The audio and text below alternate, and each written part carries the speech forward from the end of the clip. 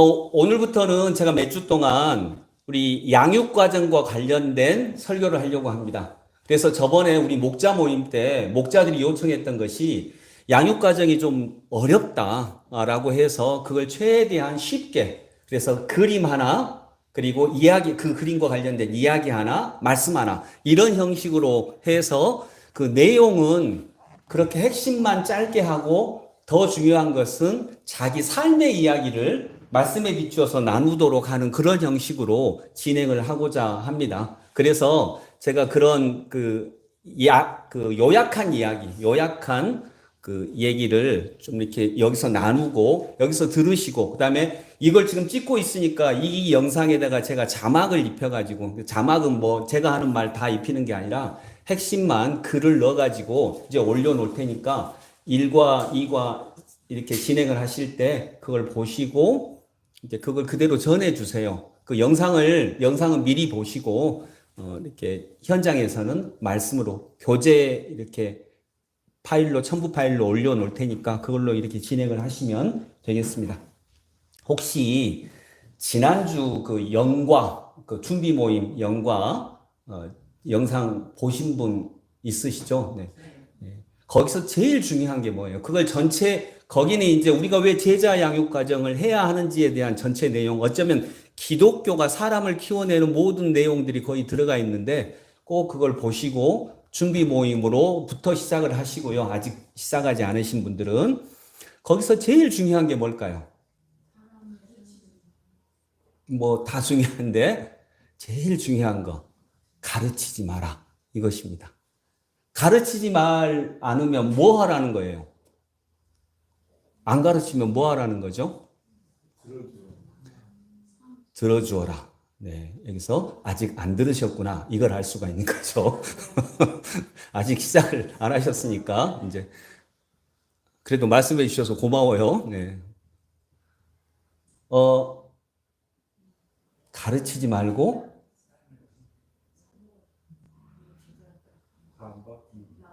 진짜 한 명도 기억을 못해요? 네. 지난주에는 전도사님이 설교했고, 뭐 또, 영상에 얘기하는 거예요, 영상. 예, 영상. 자, 가르치지 말고, 이끔이가 가르침을 받은 이야기를 해라라는 거예요. 내가 주님으로부터 일상의 삶 속에서 가르침을 받은 이야기를 나눠줘라. 가르치지 말고. 그 얘기가 가장 중요합니다. 그리고 우리가 제자 양육 과정에서 해야 되는 이야기는 바로 그것입니다. 예수님이 나를 어떻게 가르쳐 가시는지, 그리고 내가 그 가르침을 받아서 어떻게 변화되어 가고 새로워 가는지를, 그걸 말해라는 거예요. 그러면 따르미는 그걸 듣고 보고 자신도 그렇게 따라갈 겁니다. 이것이 이제 가장 중요한 내용입니다. 그래서 공부는 두 번째예요. 그러니까 이제 요약을 해서 집중해서 하겠다는 것입니다. 제일 중요한 것은 가르치지 말고 뭐 하라고요? 예. 내가 가르침을 받은 이야기를 나눠라. 누구로부터? 예수로부터. 예수 그리스도의 말씀으로부터 내가 가르침을 받은 이야기를 나누라는 거죠. 예를 좀 찾다가 이번에 예가 생각이 났어요. 2주 전에 이렇게 공동회를 할 때 이제 제가 의견을 내고, 그다음에 곽영걸 장로님이 반대를 하시고, 반대가 아니라 다른 의견을 내시고, 그리고 그러니까 근데 대부분 이렇게 회의를 할 때 저희 두 사람이 얘기를 제일 많이 하고, 그다음에 제가 어떤 제안을 할 때 곽 장로님이 좀 다른 의견을 내신 적이 많아요. 그러니까 많은 성도님들이 이렇게 생각을 하시더라고요. 곽 장로님하고 목사님하고 사이가 안 좋다고. 이렇게 좀 생각을 하시는 것 같더라고요.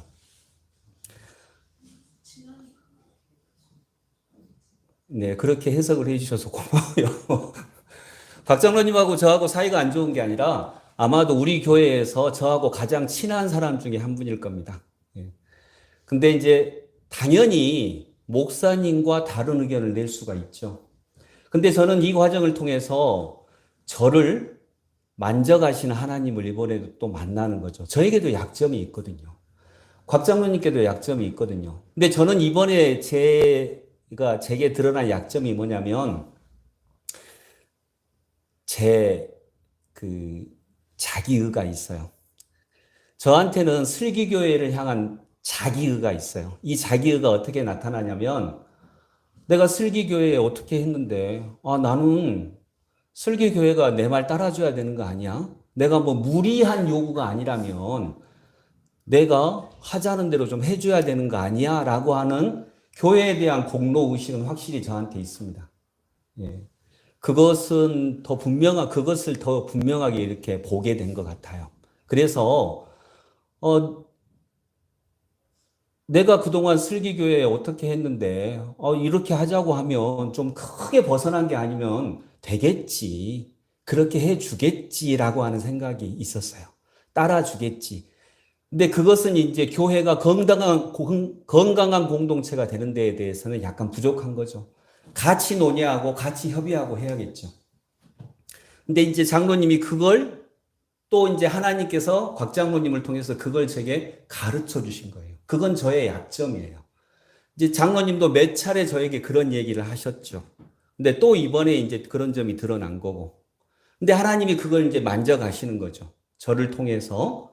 그래서 이번에 이제 새벽에 신명기 말씀을 보는데 신명기 말씀에 여호수아와 제사장 엘르아살이 함께 협의하면서 또 모든 회중들과 백성들과 함께 협의하면서 너희는 이 일을 해 나가라. 그리고 공로의식이 제게 있는 것을 보면서 또 모세는 정말 공로가 많은 사람이거든요. 이스라엘 공동체. 근데 모세한테 하나님이 너는 가나안 땅에 들어가지 못한다라고 명령하시는 것을 보면서 하나님이 나를 어떻게 만져가시는지 이제 그런 굉장한 교훈을 얻었습니다.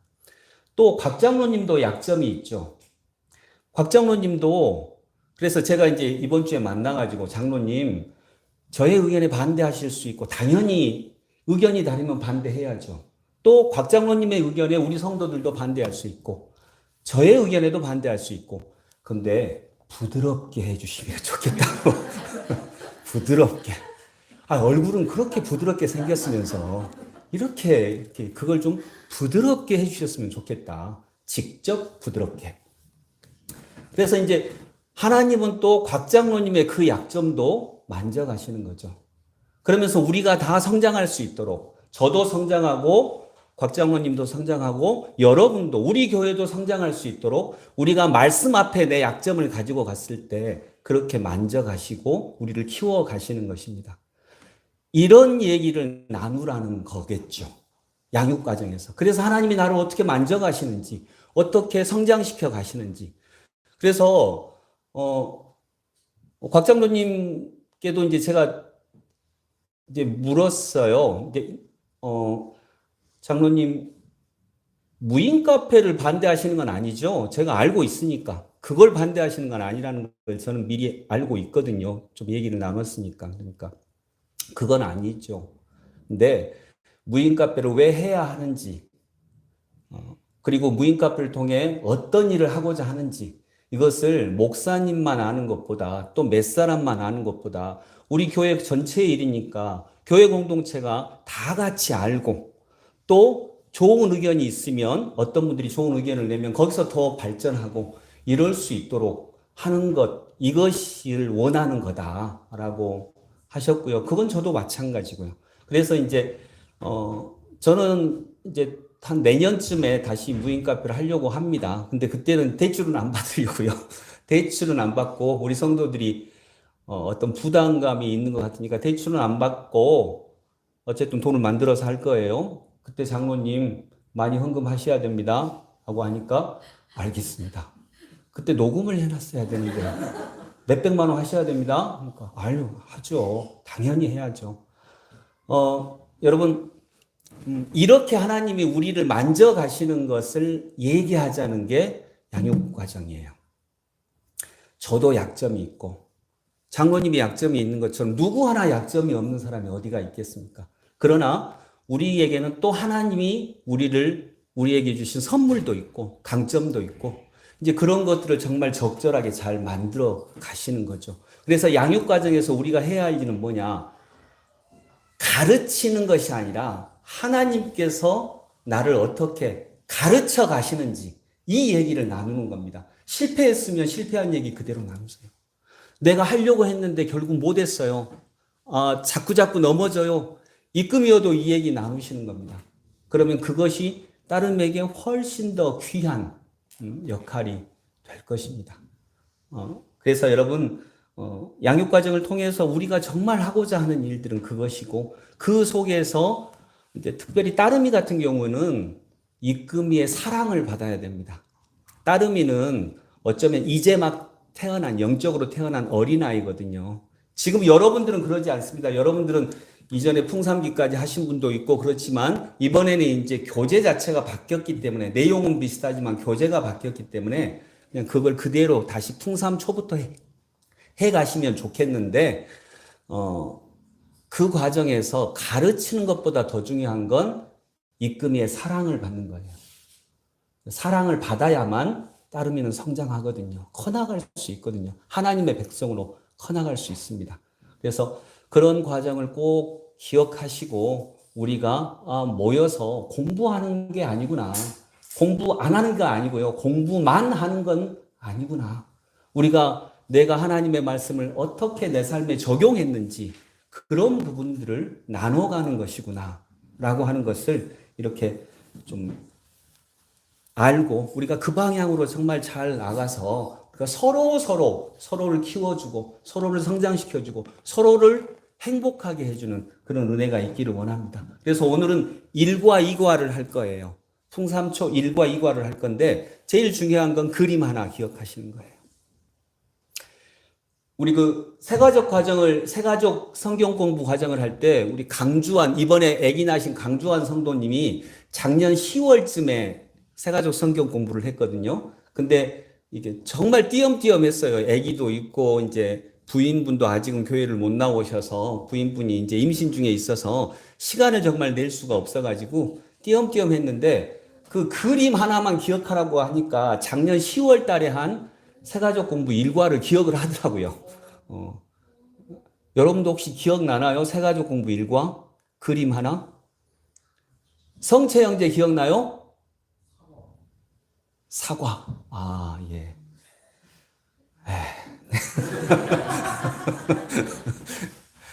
사과 아니고 일과에서 제일 다른 거 다 잊어먹어도 이 그림 하나만 기억해라.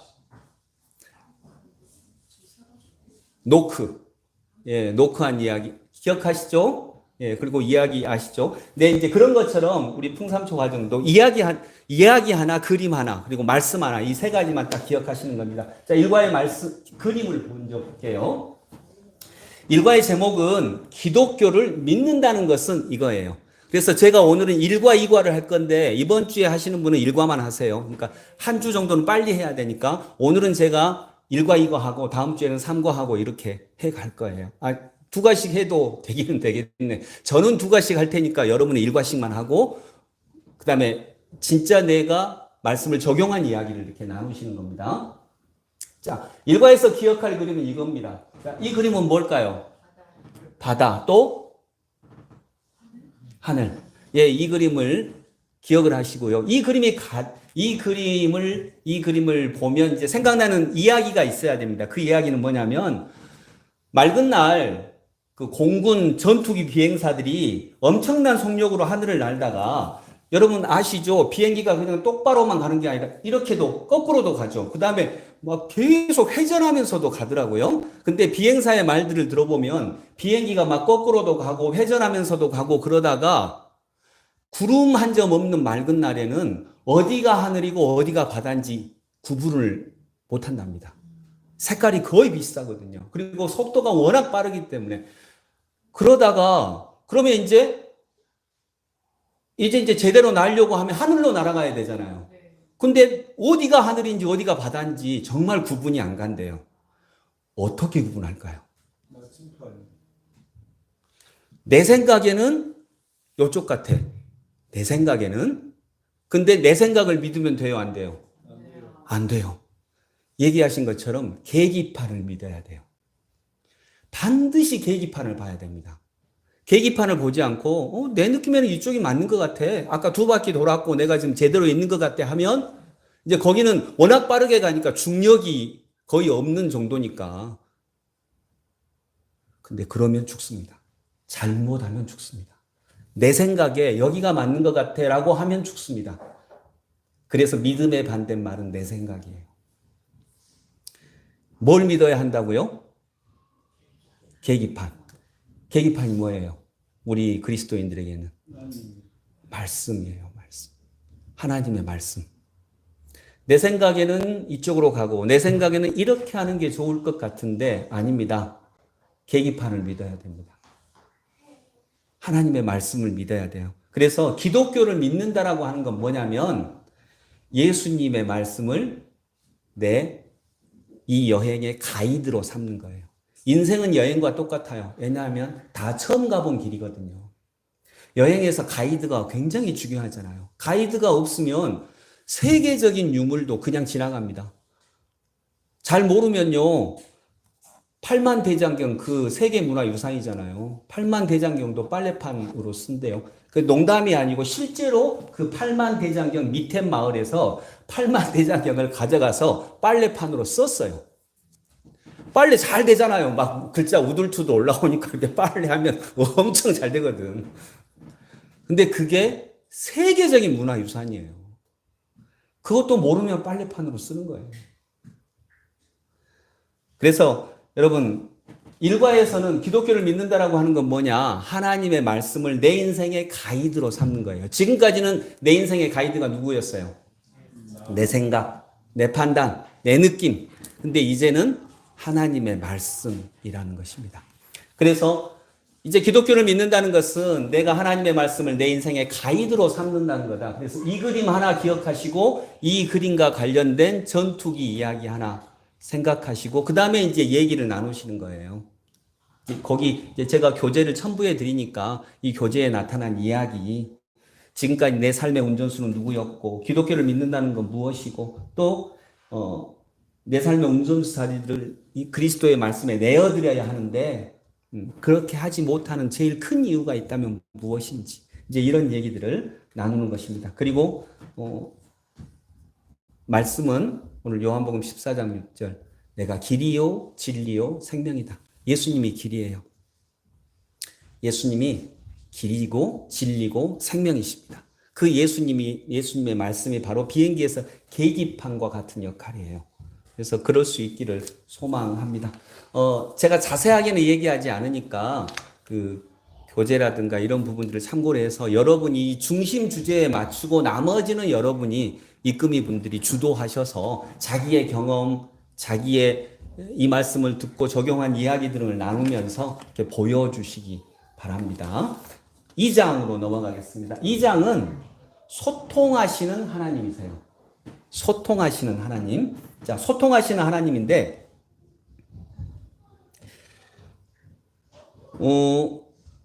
전에 있던 교회에서 한 청소년과 상담을 할 때 이야기예요. 그 친구는 이렇게 말합니다. 아버지는 저한테 아무 관심이 없어요. 그냥 일만 하세요. 그런 거예요. 아버지는 나한테 아무 관심 없어요. 그래서 이제 아버지한테 아들이 말하던데 아버지는 자기한테 아무 관심 없다던데요. 그러니까 아버지가 너무 억울해합니다. 세상에 그 녀석이 그렇게 말해요.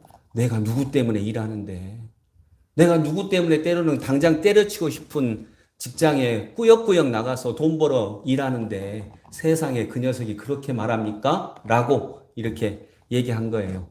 제가 이 예는 몇 번 들었는데 둘 다 거짓말이에요? 아니면 둘 다 사실이에요.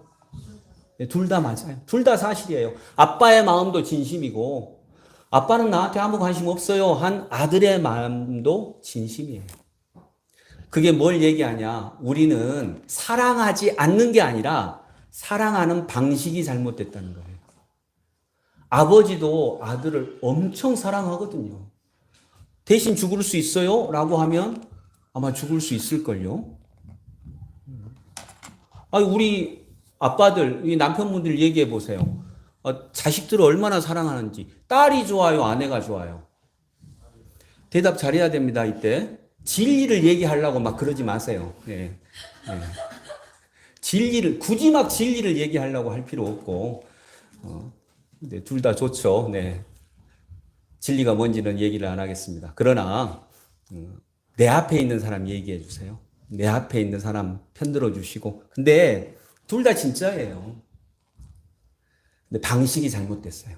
그래서 아빠는 아들을 내 목숨보다 사랑하는데 그 목숨보다 사랑하는 그 엄청난 사랑을 아들은 못 느껴요. 방식이 잘못돼서. 그래서 소통하시는 하나님이라고 하는 이과의 제목처럼 하나님의 방식으로 소통을 해야 정말 소통이 됩니다. 예수님은 소통하시거든요. 하나님은 우리와 소통하시거든요. 어떤 신도 인간과 소통하지 않습니다. 그냥 명령하지. 너 이렇게 해야 돼. 안 그러면 벌 받아. 라고 명령하지. 어떤 신도 소통하지 않아요. 근데 하나님은 인간과 소통하십니다. 하나님이 인간과 소통하신다는 증거가 뭐예요? 예수님이에요. 여러분, 교회는 신본주의 돼야 되나요? 인본주의 돼야 되나요? 여러분, 교회는 민주주의 아닙니다. 교회는 민주주의 하는 거 아닙니다. 아무리 많은 사람이 이렇게 가야 된다고 해도 이게 하나님의 뜻이다라고 하면 99%가 반대해도 교회는 그쪽으로 가는 겁니다. 교회가 망해도 가는 겁니다. 근데 그것이 정말 하나님으로부터 온 것인가는 이제 그거에 대한 면밀한 검토는 있어야 하겠죠. 그래서 우리 교회에서도 목회 분야는 목회자가 알아서 합니다. 그건 목회자가 결정합니다. 대신 의견을 듣고 목회자가 결정을 합니다. 결정은 제가 합니다. 교회 운영과 관련된 것은 제가 하는 게 아니라 아까 얘기했듯이 어떤 부분은 공동회의가, 그러니까 그 대출 관련해서는 1,000만 원 이상의 대출 관련해서는 공동회의가, 그 무인 카페를 할 거냐 말 거냐는 비전위원회가, 또는 이제 목자들과 상의해서 결정을 합니다. 이렇게 교회는 민주주의가 아닙니다. 근데 그러면 교회는 신본주의예요. 하나님이 주인이십니다. 그러면 하나님이 주인이시니까 인본주의를 배격해야 하나요? 신본주의라고 하는 이름으로 인본주의, 민주주의를 버리면서 수없이 많은 잘못된 타락의 과정으로 가는 거예요. 그래서 교회는요, 신본주의를 하기 위해서 민주주의를 굉장히 염두에 두어야 하는 것입니다. 안 그러면 목사님 혼자 마음대로 합니다.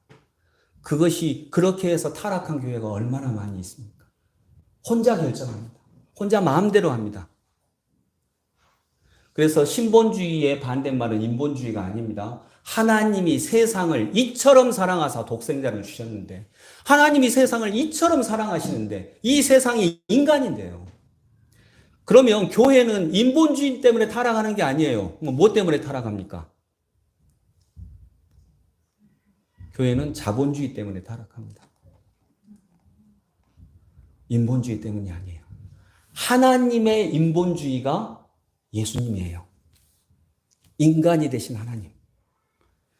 그래서 하나님은 그 인간을, 그 죄인을 사랑하시고 그들을 위해서 목숨을 버리실 만큼 그들을 사랑하시죠. 그래서 진정한 교회 안에서 신본주의와 인본주의는 굉장히 많은 부분이 공유됩니다. 근데 오늘은 뭐 요 얘기를 하는 건 아니고요. 자, 근데 그래서 하나님의 방식으로 사랑을 해야 하는 것입니다. 자, 오늘의 이야기는 이건데요. 이 2과에서 제일 중요한 그림은 이거고, 이것과 관련된 이야기를 하나 기억하시는 거예요. 제 딸은 주중에는 서울에 있어요. 저는 광주에 있습니다. 아빠가 서울에 있는 딸과 서로 소통을 하려면 어떻게 해야 되나요? 직접 소통할 수 있나요? 네, 직접 소통 못 하죠. 네, 직접 소통을 하려면 가야 돼요. 하나님은 하늘에 계시고 인간은 땅에 있다. 전도서 5장 2절의 말씀이에요. 하나님과 인간도 서울과 광주만큼 떨어져 있어요. 그러면 직접 소통이 안 돼요. 왜냐하면 인간은 죄인이고 하나님은 거룩하신 분이기 때문에. 그리고 그 거룩하신 하나님이 죄인을 구원하기 위해서 하나님을 죄인의 몸을 입혀서 보내신 거예요. 자, 그래서 예수님이 우리의 소통 창구가 되시는 거죠. 근데 지금은, 자, 서울에 있는 딸하고 광주에 있는 아빠하고 소통을 해야 돼. 주중에. 아직 몸은 떨어져 있는데 뭘로 소통합니까? 핸드폰, 전화로 하든지 아니면 카톡이나 SNS를 하든지 이걸 소통 도구라고 해요. 소통의 도구. 하나님과 인간 사이도 뭐가 필요하나요? 소통의 도구가 있어야 돼요. 도구가 있으면 서울과 광주만큼 떨어져 있어도 서로 의사 전달을 할 수 있고 대화를 나눌 수 있고 하나님의 뜻을 듣고 그 말씀 그대로 행할 수 있어요.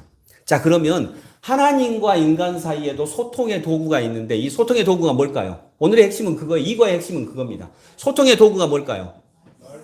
말씀. 말씀이 뭐예요? 성경 말씀. 그래서 이 성경이 하나님과 대화를 나누는 인간의 소통의 도구라는 거예요. 우리가 하나님과 뭘로 대화 나눈다고요? 성경으로. 이 성경이란 말은 뭐냐면 하나님이 나와 대화를 나누실 때 상선아 일어나거라 이렇게 안 하신다는 거예요. 이렇게 안 하세요. 성경을 통해서 말씀하세요. 그래서 이것이 바로 이 두 사람이 이 종이 전화긴 한데 이 전화를 통해 서울과 광주에 있는 사람들이 소통하는 것처럼 하나님과 인간은 그걸로 소통하십니다. 성경을 통해서. 즉 성경이라고 하면 안 되고요. 말씀이라고 해야 돼요. 근데 이 말씀은 기독교에서 말하는 말씀은 세 종류가 있습니다. 뭘까요? 하나는 성경인 건 분명하고요. 두 가지가 뭘까요? 네, 설교.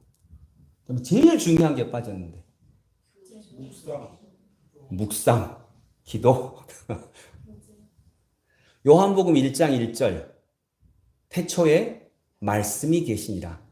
이 말씀이 하나님과 함께 계셨고 이 말씀이 곧 하나님이신다. 자, 말씀이 누구예요? 예수님. 예수님이 말씀이에요. 그래서 기독교에서 말하는 말씀은 세 가지입니다. 자, 첫 번째 예수님. 예수님 자체가 말씀이에요. 두 번째 성경. 세 번째 설교. 이 세 가지가 말씀이에요. 그래서 하나님은 인간과 이 세 가지를 통해서 소통하시는데 이 세 가지는 권위가 달라요. 가장 큰 권위가 있고 두 번째 권위가 있고 세 번째 권위가 있어요. 세 번째 권위가 두 번째 권위에 어긋나면 뭘 철폐해야 돼요? 세 번째 권위를 철회해야 되는 거예요. 두 번째 권위가 첫 번째 권위에 어긋나면 두 번째 권위를 철회해야 돼요. 첫 번째 권위가 뭘까요? 예수 그리스도예요. 그분 자체.